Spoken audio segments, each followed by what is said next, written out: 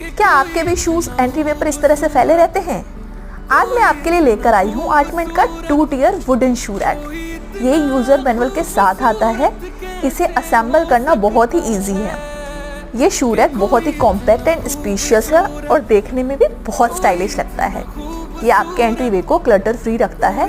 इसका modern design किसी भी स्पेस में a touch of elegance add कर देता है। ये शू रैक अमेज़न पर अवेलेबल है।